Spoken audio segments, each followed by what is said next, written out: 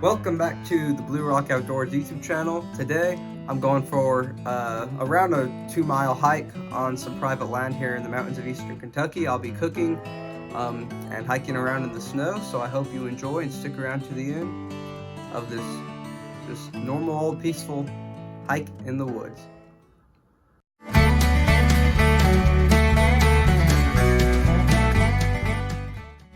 I'm gonna start off the video by showing you this new cooking set I got for Christmas. It is going to be real useful. It's light, compact, portable, very effective. Haven't even used it yet, so but I've tested it out and stuff, so it's going to be real useful. But instead of having to start a whole fire, it's just a portable stove. So here's what it looks like. Comes in this kind of whatever carrying case, but then when you take it off, comes in different pieces. You got this thing, which can be turned into kind of like a little shallow pan, which has this handle on it, and then same with this one could be more of a pot. Then all the pieces to it all come in here. So here's all the different pieces for it. It has this thing which expands like this and to set like a hot pot on or something, and then has this little cup to keep liquids and stuff in. Has these silverware which can like click out, spoon, fork, knife. Has this thing to put around the cup for hot liquids, and then it has, this doesn't come with it, you have to buy this separately, but just butane from Walmart or something for like $5 or something. I'm pretty sure it's around $30 to $45. If I can, I'll try to put a link in the description if you want to try to check it out for when you go hiking. I think it's going to be a good product, but stick around till later in the video and you're going to figure out. And then what's in here is pretty much just the thing you add to the top of this. You just screw it in once you take the cap off. Then all these arms can go all the way around. You flip these things out, let the butane come out, click on the sparks, and starts the flame, and then you just cook over it. So I'm going to be carrying that right here in my day bag, my day pack for hiking, which I got this down in Tennessee. Here's the video of where I got it right there if you want to go and check it out after this video. But anyways, I got it in a hiking, camping type shop there. It's worked real well for me, and I'm just going to keep all this stuff in here and probably cook some chicken, maybe some coffee, boil some water and make coffee, and maybe some dessert. Not quite sure yet, but that's the plan. So without further ado, let's get into the hike. And we're off. I'm right now walking to the trail. Everything's so muddy because it's been real snowy here and it's starting to melt, so it's just like mud everywhere. I already saw some deer prints coming in here. Right now I'm wearing just work boots, which are also good for hiking. They're water resistant, so I shouldn't get too muddy and wet, but I think most of the hike is going to be kind of dry once we get up to the top. But just getting started. I'll catch y'all once we get to the actual path.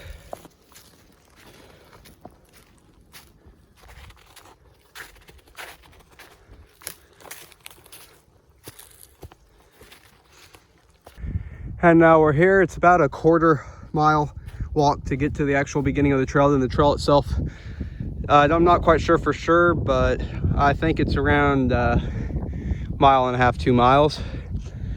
So now we begin. The trail beginning is kind of covered up, as you can see, because there was a big wildfire here a few years ago. So all the side of the mountain got burned, and now kudzus came and taken it over, and there's a fallen tree. But once we get past that, it's a pretty easy hike for the first 30 minutes, 20 minutes. Trying to avoid stepping in the snow as much as I can, which for this first part is very difficult, because if I get my boots wet at the very beginning, it's going to be a miserable hike. It's cool, you can kind of see the levels of where the sun's been hitting, and then behind the trees, like the snow is melted because the sun's hitting this side, and then this side it's not melted at all, so it's still frozen. It's pretty cool. Now we're past the trees, most of the fallen trees, and onto the path. Now the trouble is at the beginning finding where the path kind of begins. It's kind of like a zigzag until you get up to the beginning. The first interesting thing we come to on this trail that I really like, it's kind of like a little cliff overhang, a nice little area that you could set up, I guess, a tent if you wanted to in the summer and camp. This cool place, icicles are dripping. But then you come up out the little valley here and you can just see the snowy mountains over there to the distance. And then mountains over across there. That's where we're gonna be when we come down. Now we gotta hike up, go around these cliffs, or maybe climb them, hike up there. And we've already come from way down there where that road is. So now I'm gonna try to climb this thing right here.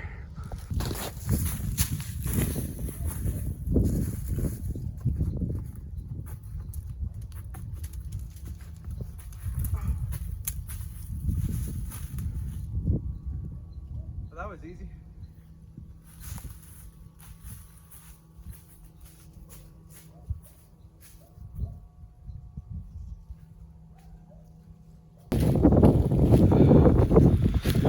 Got a little cut while I was climbing up that thing right there.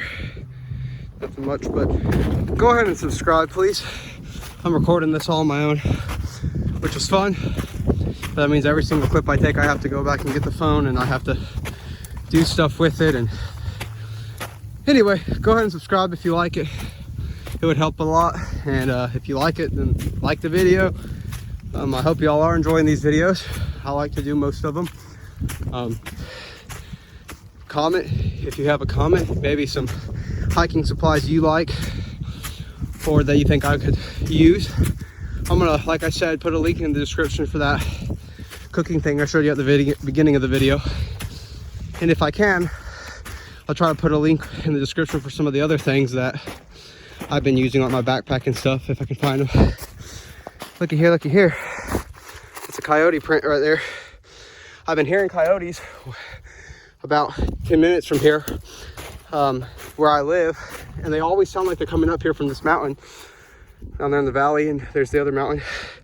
They always sound like they're coming from somewhere up in this holler back here, and I think I'm right, because there's coyote tracks all the way up here. So just got to be on the lookout. They're going to be afraid of me, especially in daytime, but still, I always have some sort of weapon on me, usually a machete or a knife, sometimes a gun. This time I just got a machete, but if I ever stop talking, I'm hoping to see maybe some deer or coyote or turkey. I don't know if turkey will be out right now, but yeah.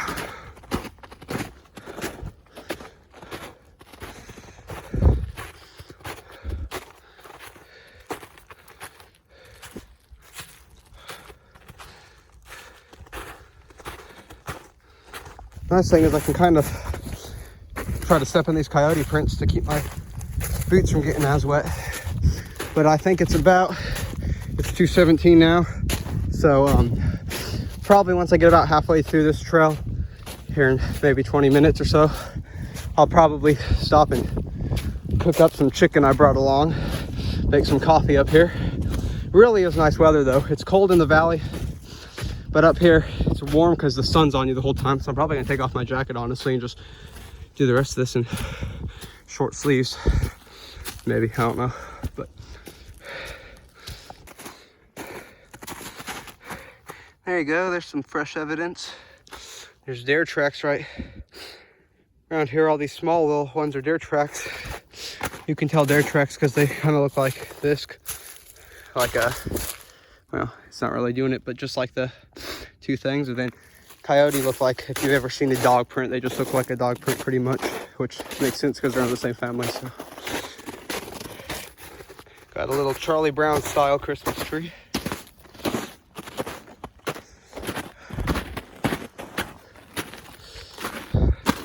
It is just gorgeous and beautiful.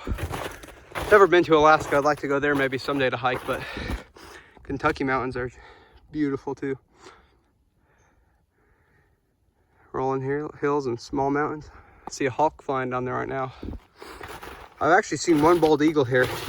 Never seen one in the wild until like one day I was just walking out here in the woods and saw a big old American bald eagle flying by, landed on a tree, then flew by a few minutes later. I never seen one other than that. It's pretty cool.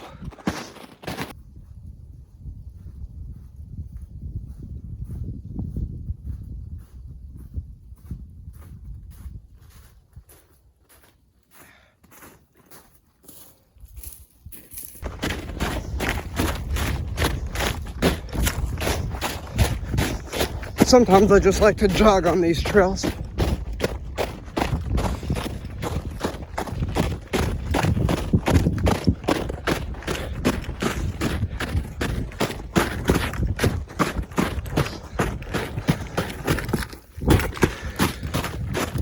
It's a whole lot easier to try to tell where you're going in the winter because all the branches and leaves are gone, so you can see where you're supposed to be headed a whole lot easier.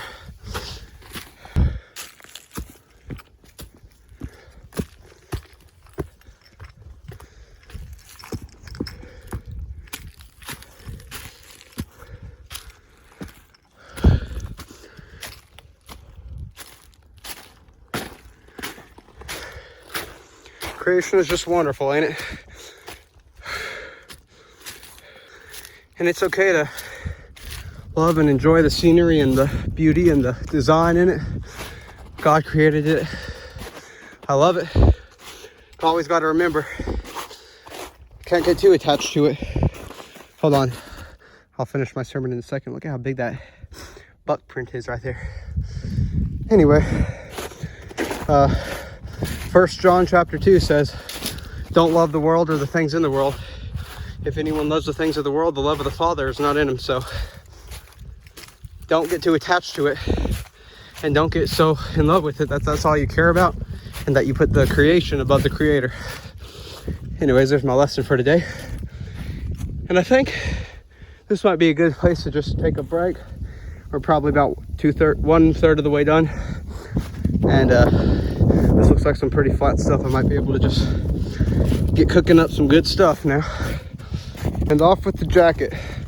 Thing is, in the winter, you get working and you got a jacket on, you feel all warm, then you stop and take your jacket off and you feel the sweat and the cold, ice cold chill flowing on your back can easily give you frostbite and hypothermia if you're not careful. So you always got to be careful you don't get too sweaty when you're hiking, or you take off your jacket as you're hiking or something, so that way you don't get all sweaty and then stop and freeze. Because in the summer that can usually just dry off, you know, but in the winter it'll freeze on your back and just stay on. But anyway, I think I need to, before I start cooking, probably get a band-aid on that cut, because it doesn't really hurt, but it's getting blood on everything and that just ain't fun. So I'm gonna get a band-aid and then get cooking. Also, I don't know if you already knew this or not, but I realized this butane can conveniently fits right inside the pot, so you can carry it easier. Then this thing, you just set the pot on to help it not spill, pops into place, so then you kind of just cook on it. Be careful that there's not a bunch of dead leaves around, so I'm going to probably put it like right there where there's no dead leaves. Get some oil in there. Got this on low, really low, and it's going to start boiling the oil. And then I got some pre-seasoned chicken over here. Got some salt, pepper, and some herbs on it, so I'm going to throw that on here once it starts to get hot. Then I got the coffee over there. Going to try that here in a second, but really is a nice setup. So pretty much I'm going to have to constantly stir this chicken to keep it from burning. It's all cut up into pieces, but I'm going to have to keep on stir frying it.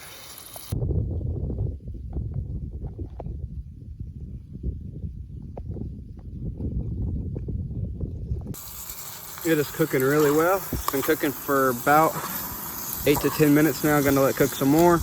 Just got to keep on stirring it. It's starting to look a little bit cooked. It smells really well. Really good, I guess.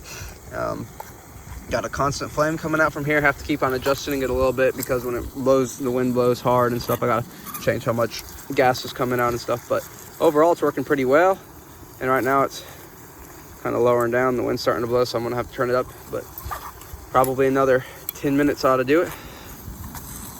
Also, it's crazy how easy this thing is. I'm used to starting big old bonfires and getting cast iron pans and stuff and a lot of preparation. This thing is just so easy to use. It's real compact. I'd highly recommend it. And I'm not even sponsored by them, but still pretty good. Although Odo Land, if you want to sponsor me, if you see my videos, go ahead. I'd be more than happy. Bruh. All right, it's been about 15 to 20 minutes. It's looking absolutely delicious, smelling amazing. Starting to get a good golden brown. After about 30 more seconds, probably gonna take it off. I'm thinking it probably would go good with some rice, maybe. Probably should have brought some of that up here, but maybe next time. This time was kind of just an experimental round, testing it out for the first time, and I can officially say it works and it is good. This thing I think will last a few hours. I mean, my brother has one and he's used it for like 30 minutes straight, and he said it worked fine. So, and they're not all that expensive. It's a lot cheaper than some other forms of burning. So, I mean, This thing is just real good. I don't know why I keep on saying real well. It's because I have a fire going and I'm distracted and can't concentrate. Anyways, okay, I'm gonna come back once I get this off the stove. Don't wanna have anything explode while I'm trying to talk to the camera. All right, first bite. Let's see how it tastes.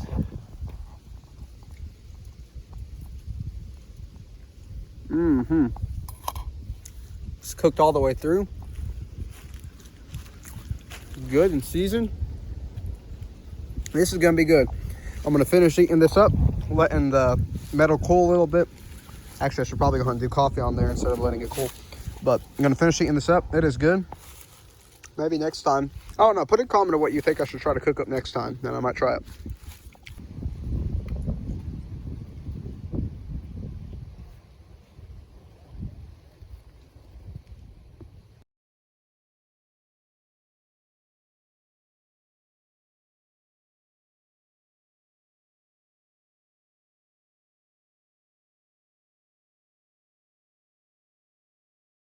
Now I'm gonna wash this up and start on the coffee.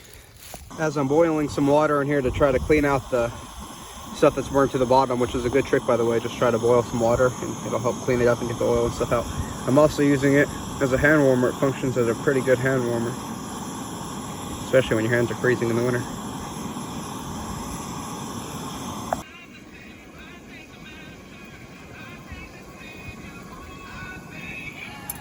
I got the coffee in there ready to be poured over with some water. Got the water boiling. So I'm gonna go and pour it in there and have some good old campfire coffee. All right, we got some good and very strong coffee, keeping my hands nice and warm. Finally done, melting some snow to use to rinse out the coffee maker. I'm just gonna sit back and enjoy this now that I'm done with the chicken. It is amazing on a cold day to have some hot coffee. You could try this with, you know, hot cocoa, you know, hot chocolate, coffee, tea, whatever. But personally, my favorite is definitely coffee. Straight black, of course. All right, so the plan also is here in a minute to go. We're probably gonna come up around, go back there, come up around that ridge, go up that's the tallest point on this hike. We'll go up there, come back down, kind of work our way around, then come down somewhere out around there, and then walk back. And that should take probably another good 30 minutes if we're moving quick once we're done with this stuff. So possibly an hour, not quite sure. But it's been about, like, I don't know, a few months since I walked this. Sometime this summer was the last time, so it's been a while. All right, now I got all that packed up and cleaned up, so I'm gonna start walking again. There's some clouds in the sky, so it's gotten a little bit chillier, a little bit colder. Gonna hopefully get moving pretty quick. Hopefully the sun comes back out, because it's definitely gotten colder when the sun goes away. But yeah, that's about all. So I'll catch you if anything exciting happens, but for now, just enjoy the scenery of the Kentucky mountains. You can't see this in the summer, but in the winter when all the leaves are gone, you can see down there that there's a pond down there, and that's where we actually did the fishing video. Right there is where I had the fishing video. You can go and watch that one after this video as well. But so I caught, I think my biggest catfish yet was in that pond. Probably quite a few hundred yards up from where I am, but this is kind of just the mountains surrounding it. Gonna follow this up here, then once I get up this hill, there's another like tall mountain. That's the tallest point on this whole path, and there's a rope that is up there in case you need help getting up. But anyways, that's where the pond is, so it's cool to see it frozen over. I've never actually seen that one frozen over, mainly because I'm never up here when it's this cold. But really isn't a bad day for hiking. If you get moving, it warms you up. So, and now the sun's coming up again. Thank you, Lord, for giving me some heat. He sent me his son and the sun. Anyway.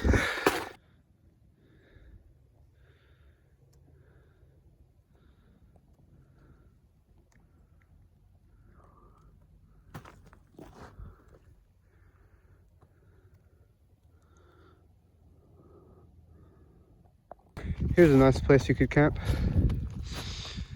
There's the tallest point. Gonna climb up that. Then that's about the halfway mark. Once we get up there, we'll be about halfway done. So we just came from where we were cooking, was right about over there somewhere, and then we've walked all the way along that trail all the way back there so far. So got about halfway more to go. Here's a long, kind of crowded trail of coyote right here. Common traveled place, it looks like, where they've been going. And now for the steep incline to climb up the mountain. Just a little stretch of about probably 80 degrees. So I'm gonna climb that right now. I'm halfway up it. It's really not that much, but you can see there is a rope usually here to help you get up the rest of it, but I never really use it. Oh, it's more for the fat people, but no. I don't really have a choice to use it now, even if I wanted to, because it's under the snow. Problem is now my boots are getting covered in snow. But it's almost there. Whew. Okay, I can't do this one-handed. I'm officially at the top, and here's a 360 view of the entire place.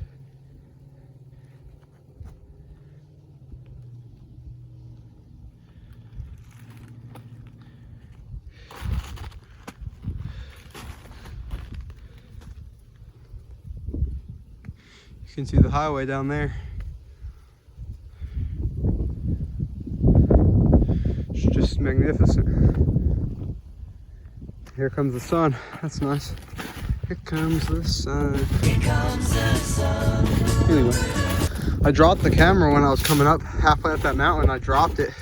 I had to run back down. It was sliding on the snow. It was so annoying. I had to go back down and come all the way back up just to get y'all.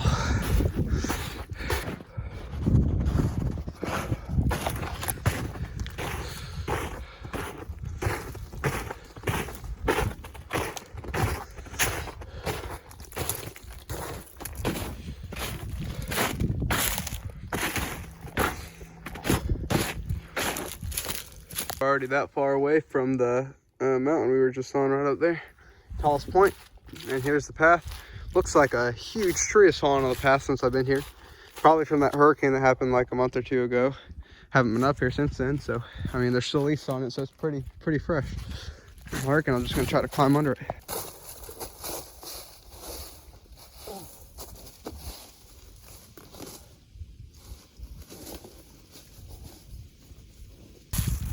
Once you get to really thick places of brush like this, where it's kind of just really overgrown, you can always look for deer trails or animal trails, and usually those will take you through the easiest places to travel. So if you see any deer or coyote trails anywhere, follow those, and those should, one, lead you down, because that's where water is and they always head to water, and two, usually they try to pick the path of least resistance as well. So if you're walking and you see any animal trails, I think I see some over here, and you already have a general idea of where you are and where you're going. If you don't know, like if the path is all overgrown like this, you can kind of just follow the animal trails and they'll kind of lead you the easiest path down. Sure enough, look at this, it's all cleared out. And right over there, those are the mountains behind my house. So I'm getting back home slowly but surely. Sun setting over there. This trail I had kind of northwest. And since that way is west and it's setting, because the sun sets in the west, rises in the east, then that tells me that that way is south, west, south, east, north. And since I was heading northwest coming here, I'm going to be wanting to head southeast going down. And sure enough, obviously I know this terrain pretty well, so I don't need to know that, but it works fine. If I didn't know, I could just look over there, and sure enough, it'd be leading me right home. So know directions, know your north, south, east, west, how to figure that out without a compass. If you're ever out in nature, out in the woods, it's a useful thing to know. But anyway, I just saw something jump over there. I think it may have been a frog or something.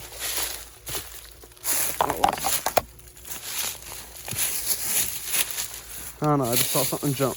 But if it was a frog, it's kind of weird to be out when it's this cold. Anyway, right there is the trail where we began. So we did a full loop and we're back over here now. So Eventually we're gonna get to some real rough stuff right around the corner up here. It's a big bamboo forest, which, just like I said in the first video I ever made, if you all want to go and check that one out too, it always amazes me that there's bamboo here in the middle of Kentucky, because, you know, you don't really think of Kentucky as having bamboo, especially since bamboo is like an Asian plant. But we got it, along with kudzu, which is horrible. There's white-tailed deer running right there. Right there. I just spooked them. You can see their tail. Oh, that's crazy. I don't know if y'all saw that on camera. I don't know if I got it out in time, but there was just white-tailed deer literally right there where that patch of snow is. I couldn't tell if it was a buck or a doe because you see how thick this stuff is. It's hard to get through, but like I told you, if y'all follow the game trails, it usually leads you in a pretty good place, and they were following it too. They like to take the path of least resistance, and there was just a doe or a buck, I'm not quite sure, but I just saw some deer poop like 5 seconds ago too that I didn't record, so they still use this trail. Now I know somewhere I could maybe do some hunting. Well, anyway, I figured I'd probably see some deer out here. It's perfect weather for them to be out, but that's fun. Anyways, now I guess I better get back to going down. Maybe we'll see some more. But yeah. Oh, looky there. That's probably just, well, let me see. Yeah, that's pretty fresh actually. That may have been. I mean, those deer we just saw running, that might be from them just now. So, you just never know what you're gonna find out in the woods. That's why I love it. There's a certain mystery to it, and just all around awesomeness. I would not like to live anywhere else but the woods and mountains of Kentucky. There's another pile, so they obviously are up here quite often. I mean, this looks like a good place for them to bed down. I mean, you know what, actually, it looks like they do bed down right over here. There's a deer print right there. I mean, this is perfect stuff for them to just bed down in, right over there. I bet this is their bedding, sleeping place. So I might want to get out of here if I ever want to have a chance to seeing them over here again. All right, now we're back onto a much more well-made trail. Kind of went through all this stuff. I think there may have been a trail that goes up and around this kind of curve I just came down instead of coming straight down here, but this is quicker, so I kind of just ran down here. But now it's back home, I reckon. Not quite done yet, but we're getting there. Probably another 5 minutes.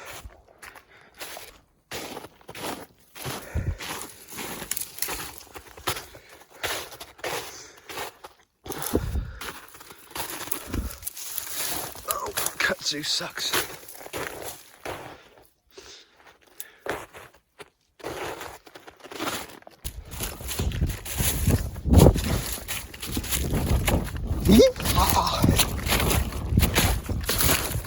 Okay, and now we're back to the bottom.